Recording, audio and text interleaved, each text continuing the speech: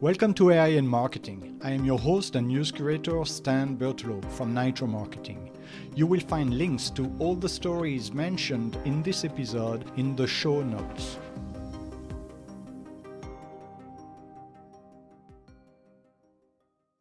Hello, this is Naya, your voice for today's headlines. It's Friday, May 29. Here is what we are covering. The New York Times reports that 85-year-old Jan Worrell, living alone on Washington's coast, received an ElliQ robot as part of a state health department pilot program to combat loneliness among seniors. ElliQ, provided by Intuition Robotics, is designed to be a companion, offering conversation, games, and activities. Initially skeptical, Jan gradually engaged with the robot, which learned her routines and preferences. ElliQ's proactive interaction helped reduce Jan's loneliness, and she reported health improvements. The robot's ability to offer personalized interactions and companionship highlights its potential in addressing social isolation in older adults. Despite privacy concerns, Jan found the benefits of having ElliQ outweighed the risks, enhancing her quality of life. The New York Times reports on Jan Worrell, who reflects on her life experiences with the help of ElliQ, a companion robot. Jan recalls attending an Elvis Presley concert, the loss of her child, and a memorable Grand Canyon trip with her late husband, Jack. She shares an adventure from 50 years ago when she hitchhiked to Alaska, which restored her faith in humanity. Now, Jan enjoys yoga classes and cherishes her independence, living alone with ElliQ. The robot records her stories, offers companionship, and supports her daily activities. Despite initial skepticism, Jan appreciates ElliQ's presence, finding joy and comfort in their interactions, and shares this bond with her yoga friends. Next, the New York Times reports that Anthropic has surpassed OpenAI to become the world's most valuable AI startup, following a $65 billion funding round that values the company at $900 billion. This leap in valuation places Anthropic ahead of OpenAI's recent $730 billion valuation. Anthropic's rise is marked by the release of its new AI model, Claude Opus 4.8, which excels in generating computer code from conversational prompts, a process known as vibe coding. The model outperforms its predecessor and other AI technologies in this area, scoring 10% higher on a benchmark test by Val's AI. The funding round was led by investors such as Green Oaks Capital, Sequoia Capital, and Altimeter Capital, and included strategic partners like Samsung and Micron, which are expected to enhance Anthropic's computing capabilities. Founded in 2021, Anthropic has rapidly grown, with its revenue run rate reaching $47 billion this month. The company has also been involved in high-profile discussions about AI's role in warfare and regulation, notably advising Pope Leo XIV on AI's societal impacts. Anthropic's potential initial public offering could further intensify competition with OpenAI and SpaceX, both of which are also considering going public. Anthropic has raised over $130 billion since its inception, with investors including Amazon and Google. On that note, Gen Z job seekers are increasingly turning to unconventional methods to stand out in a competitive job market, utilizing social media platforms like Instagram and TikTok as tools for employment rather than traditional job sites like LinkedIn. With the UK and US job markets facing high unemployment rates and a surplus of applicants, young professionals are adopting creative strategies such as video resumes and personalized social media posts to capture the attention of potential employers. Sibusi Siwikupe, a 26-year-old who faced layoffs at a London marketing agency, successfully secured a senior creative position by showcasing her personality and work experience through LinkedIn posts. Similarly, Anya Rudinsky, a Dartmouth College student, transformed her resume into a humorous video presentation, which led to a job offer after it went viral. Despite these innovative approaches, experts caution that such tactics should complement traditional application processes rather than replace them. The mental toll of job searching is significant, with many candidates feeling disheartened by the lack of responses from employers. Career coaches emphasize the importance of maintaining a professional online presence and tailoring applications to specific roles. Some Gen Z individuals are even using dating apps for networking and job referrals. While these methods can increase visibility, they also carry risks of misalignment with company cultures. Ultimately, standing out requires a balance of creativity and meeting job qualifications. Meanwhile, Claude Opus 4.8 has been launched, offering enhancements over its predecessor, Opus 4.7, with improved benchmarks and collaborative capabilities. It introduces features like dynamic workflows for handling large-scale tasks and a fast mode that operates at 2.5 times the speed at a reduced cost. Users can now control the effort Claude expends on tasks, allowing for more thoughtful responses or faster outputs depending on the setting. The model is noted for its increased honesty, with early testers reporting it is less likely to make unsupported claims and more likely to highlight uncertainties. An alignment assessment shows Opus 4.8 excels in pro-social traits and has lower rates of misaligned behavior compared to Opus 4.7. Alongside Opus 4.8, updates include dynamic workflows in Claude Code, effort control in Claude.ai and Cowork, and an updated Messages API. The model defaults to high effort for optimal balance, but allows users to select higher effort levels for complex tasks. Future developments aim to release more cost-effective models and a new class with higher intelligence under Project Glasswing.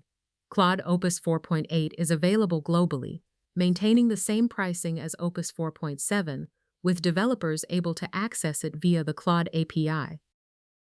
With that said, TechCrunch reports that enterprise organizations are not dismissing AI, but are wary of operational instability. This shift is crucial for AI startups, as enterprises are now prioritizing safety over excitement. Previously, AI startups thrived on experimentation, with impressive demos and models attracting enterprise interest and investment. However, the focus has shifted to evaluating AI's safety for broad deployment. At TechCrunch Disrupt 2026, Arsalan Tavakoli-Shiraji from Databricks will discuss this transition in his session, "The Enterprise Isn't Broken, Your Assumptions About It Are." The event will gather over 10,000 founders, investors, and operators to explore technological and operational changes in company building and scaling. Successful AI pilots often fail to become real deployments not due to technological shortcomings, but because organizations struggle with the operational impact. Enterprises are now more disciplined in distinguishing between initial excitement and long-term operational adoption. AI startups that succeed reduce uncertainty, integrate smoothly, and create less workflow friction, making them easier to govern and trust. Enterprises are asking critical questions about post-deployment scenarios, operational changes, governance, scalability, and model failure. Tavakoli-Shiraji's perspective is valuable as he combines enterprise strategy with technical expertise, emphasizing that enterprise AI success depends on understanding how organizations absorb change. The Disrupt AI stage, presented by Google Cloud, will explore how AI is reshaping SaaS, enterprise adoption, software economics, security, and infrastructure, focusing on operational trust over technical performance. Attendees can register by May 29th for ticket savings. Moving on. Paris is emerging as a significant player in the global artificial intelligence AI landscape, challenging the traditional dominance of Silicon Valley. France's substantial investment in AI research and infrastructure, exemplified by startups like Mistral AI, is positioning Europe as a formidable force in the AI sector. The European startup ecosystem is maturing, with founders increasingly opting to scale their companies within Europe rather than relocating to the US. Paris is becoming a central hub for discussions on the future of AI, attracting policymakers, enterprise leaders, investors, and researchers. VivaTech, an annual European tech event, has evolved into a major global AI and innovation gathering, reflecting the industry's shift from consumer-facing technologies to infrastructure, cybersecurity, and enterprise deployment. The 2026 edition of VivaTech will highlight these trends, featuring the VivaTech Innovation of the Year competition in partnership with TechCrunch. This collaboration underscores Paris's growing influence in the global startup ecosystem. The event will bring together key stakeholders to explore who will shape the next phase of AI development. Paris is positioning itself as a central gathering point for the global AI conversation, challenging Silicon Valley's long-standing dominance in the field. In other news, Dark Reading reports that the risks associated with agentic artificial intelligence, AI, stem from how organizations deploy it rather than the technology itself. The article emphasizes that while AI systems can operate independently, the real danger lies in the lack of oversight and control by the organizations using them. Poor implementation strategies and insufficient governance can lead to unintended consequences, including security vulnerabilities and ethical concerns. The piece suggests that organizations need to establish robust frameworks to manage AI deployment effectively, ensuring that these systems align with ethical standards and security protocols. By focusing on responsible deployment and management, organizations can mitigate potential risks and harness the benefits of agentic AI without compromising safety or ethical standards. After that, autonomous ambulance routing is designed to improve emergency response times by using AI to determine the fastest routes. However, legal challenges may arise if the system fails to direct patients to the most appropriate care facilities. A recent case highlighted this issue when an ambulance, guided by an AI system, took a patient to the nearest hospital, which was not equipped for the necessary thrombectomy procedure. The debate centers on whether the system's definition of optimal prioritizes speed over clinical needs. AI-enabled routing systems are under pressure to enhance efficiency amid rising demand and limited resources. Research indicates these systems can significantly reduce travel times, but their success depends on balancing speed with patient care requirements.